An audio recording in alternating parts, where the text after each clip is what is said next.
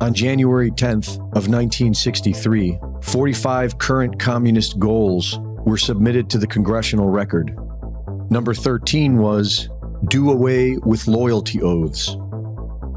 60 years later, on the very same day, Biden, Obrador, and Trudeau met in Mexico City for the Declaration of North America, which states a plan to unify North America under the ideas of diversity, climate change, migration, health, and regional security. The beginnings of a North American Union, which is a step towards a one-world government. According to law, elected officials must swear an oath that they will support, defend, and bear true faith and allegiance to the Constitution of the United States against all enemies, foreign and domestic. And through the Freedom of Information Act, U.S. Attorney Todd Callender, along with his team at Project Proper Oath, found that not a single member of the existing cabinet has a valid oath of office. U.S. Secretary of the Treasury Janet Yellen has no oath of office. U.S. Secretary of Defense Lloyd Austin has no oath of office and has also failed to register as a foreign agent, which is required due to serving on the boards and conducting international business with Raytheon, Nucor, and Tenet Healthcare. U.S. Attorney General Merrick Garland has no oath of office. U.S. Secretary of State Anthony Blinken has no oath of office. Vice President of the United States Kamala Harris has no oath of office. Within 30 days of appointment to public office, all public officials are legally required to have a signed and notarized copy of their oath of office. And it appears as if no elected officials in the federal government have one. They are either non-existent, incomplete, or fraudulent. The fraudulent ones are missing signatures, are not notarized, and in most of them, the words, "So help me God," are in all caps. In the U.S. Constitution, "So help me God" is not in all caps. And this matters, as many have been telling us for decades, including the great Jordan Maxwell. Recently, Biden wants to triple China tariffs on steel aluminum imports. This was barely covered by the media. In fact, more than 70 articles were published on this, and coverage is mainly leaning from the left. We know this because we're reading it on Ground News, an app and website that combines news from around the world in one place so you can compare coverage and verify information. You can check it out at ground.news/anonymous.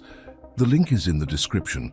Let's look closer at this story on Biden wants to triple China tariffs on steel aluminum imports. Here we can compare the headlines and see what the left is reporting on while the right is reporting something else. See how a simple word or phrase can change the narrative and easily sway public opinion. If you care about the truth like we do, and are tired of the misleading media narratives, then you really need to be using Ground News. We highly recommend you check out the site. Go to ground.news/anonymous to sign up. Subscribe through our link to get 40% off the Vantage subscription, the plan we use ourselves to cut through the media bias.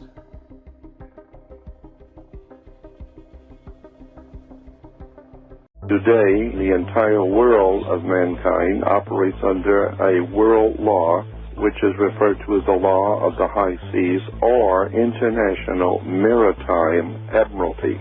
When you were born, you came out of your mother's water. Since you came out of your mother's water, you are a maritime product.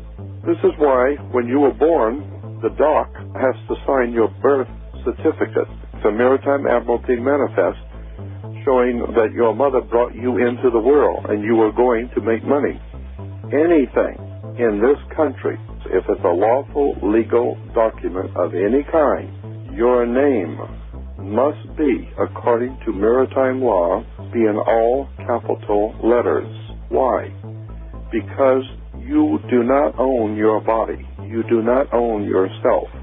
All capital letters name implies that you are a maritime admiralty product. You are not a human. You're not a living entity. You're a product.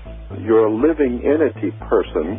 The actual you is represented under law by upper and lowercase name.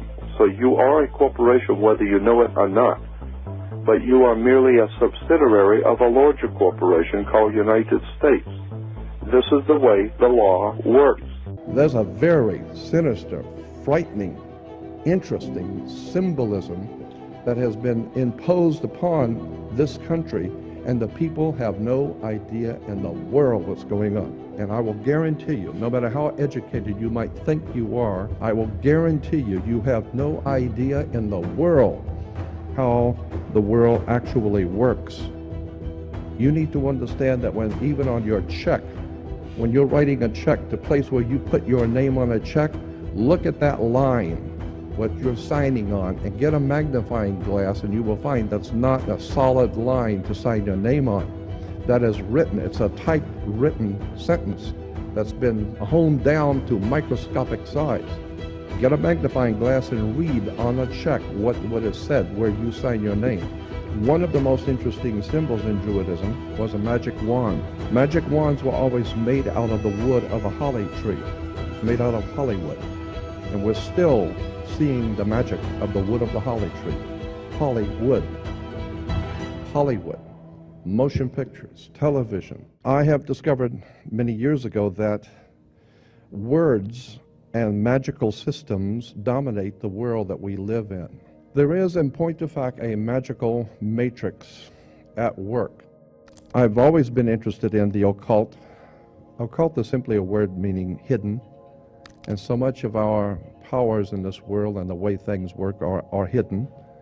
And the more one looks at this subject of how the world actually works, you begin to see that there's a magical system, and I'm telling you, there really is a magical system dominating the world of the Western civilization.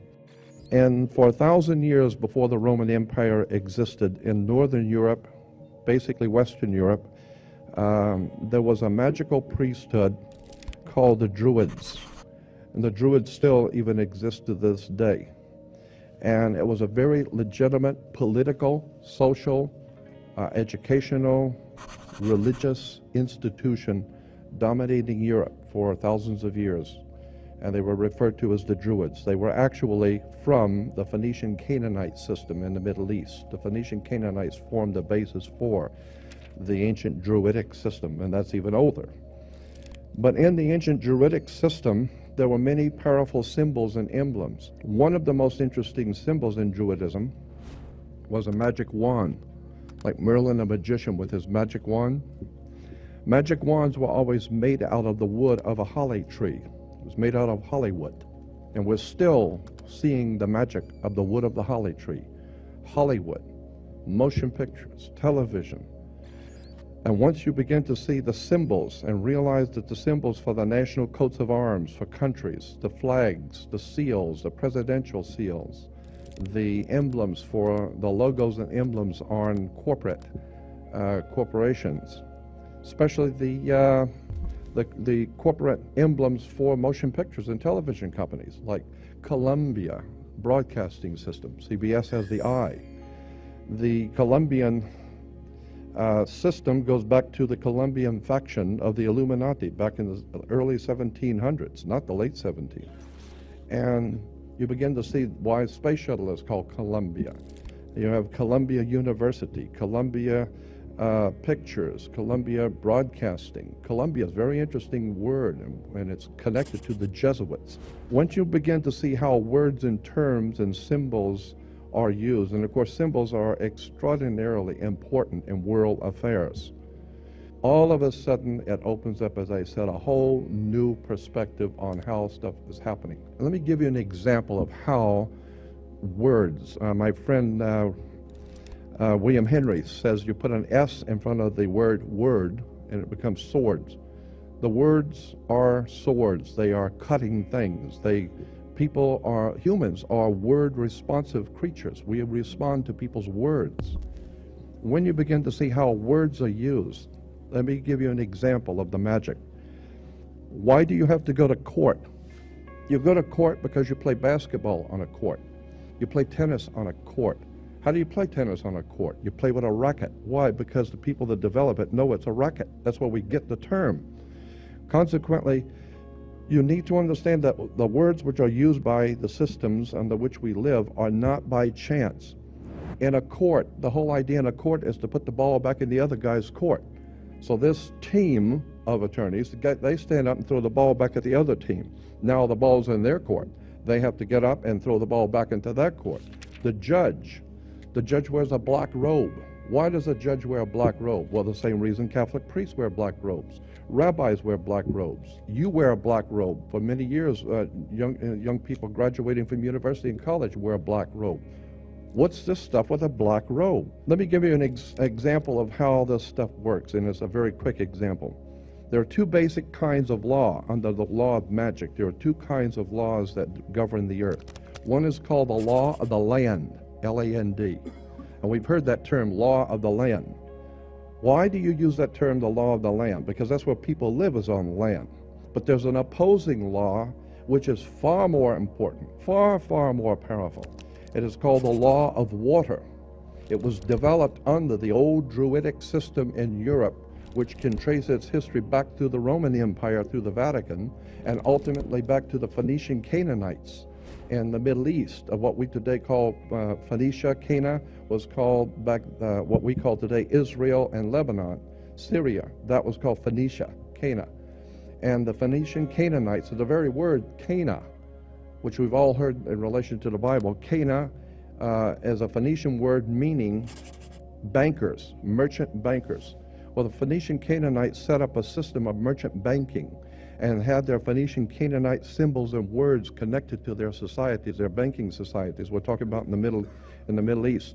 And then through the Greece, and ultimately through Rome, and then into Britannia, and ultimately into this country comes an ancient Druidic Phoenician Canaanite magical system of finance, education, and all of it is right in front of you. But if you don't understand what the words are and what the words mean, you're never going to figure out how this stuff works. We all have a cursory understanding of what we think is going on.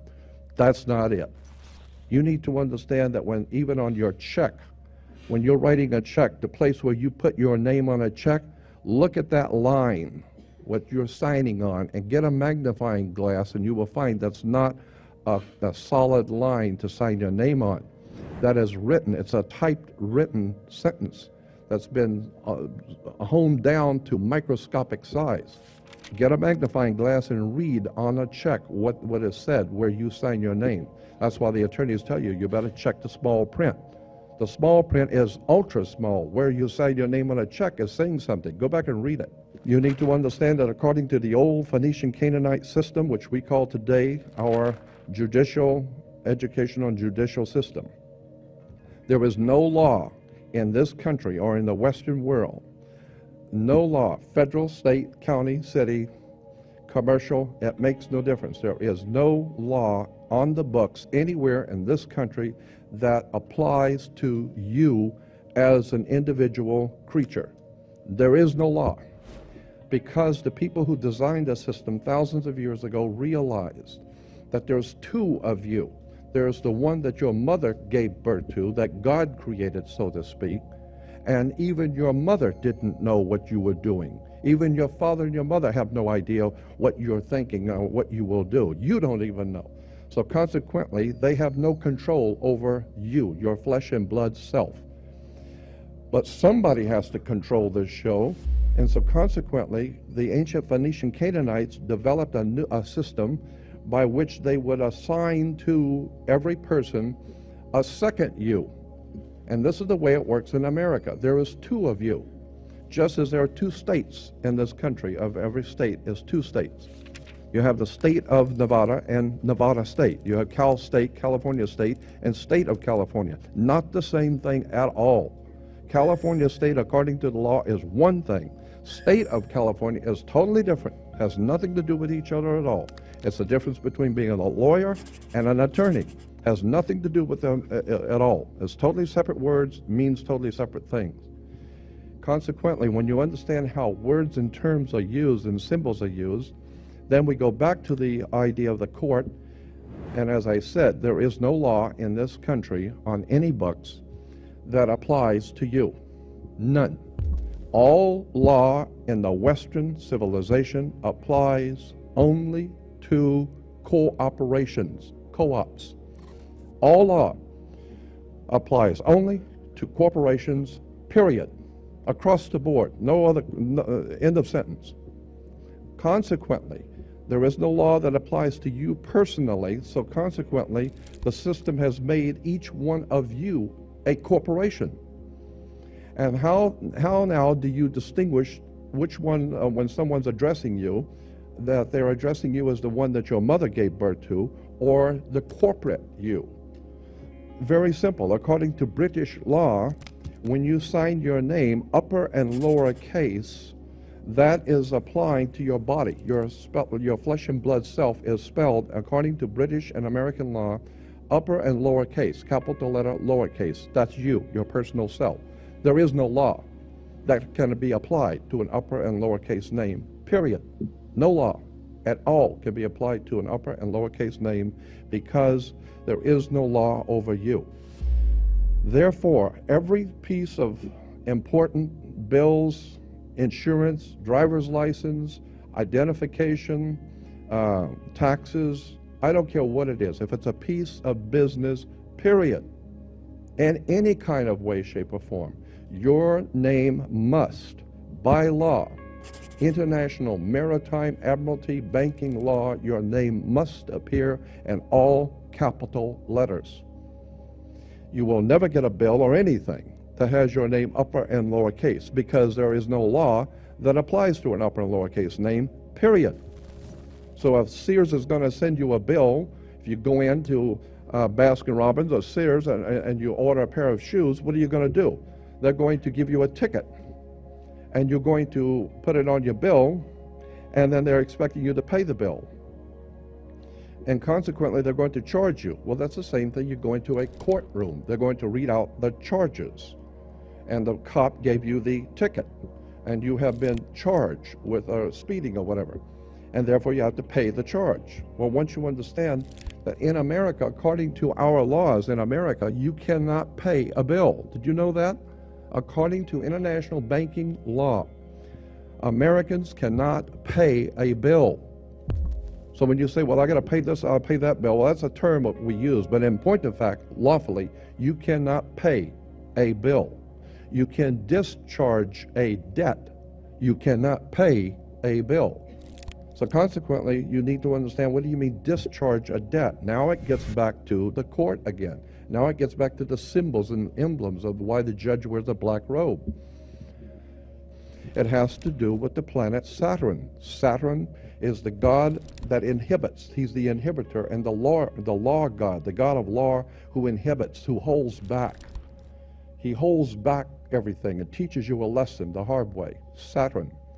And women were told in the ancient world to listen to their god Saturn, who incidentally was called Lord of the Rings. Okay? And consequently, they're still making movies in Hollywood on Lord of the Rings, the planet Saturn. Women were told to listen to their god, the Lord of the Rings, so they were wearing an ear ring. Men were to get married before Saturn, their god, so they would wear a wedding ring. Consequently, the king would be crowned before Saturn. Saturn would be the round crown of the corona, the ring. Saturn, the god who is the inhibitor, the god of occult law, the mystical god Saturn, Lord of the Rings, who is in charge of and controls all occult law in the universe. This is why today we know that Saturn was referred to as El, E-L. El is a name that was given to the planet Saturn. And therefore, if you are worshiping Saturn, you represent the law, you are referred to in church today as an elder. How did you get to be an elder? You got to be an elder because you were one of the elites. How did you get to be an elite? You got elected because through elections, all of our system is based on occult, mystical words and terms going back to the planet Saturn, going back to the Phoenician Canaanite system of banking. Incidentally, where do you find a bank? We go to banks all the time. Where do you find a bank? Banks are on both sides of a river. They're called river banks. What does a river bank do? It directs the flow of the currency. Your money is referred to as the currency. This is why when you go to a court, you have the current, electricity, because it's the juice. And if you don't have the juice, you don't have it. So if you don't have the juice, you can't capitalize. And capital is a Latin word, meaning money.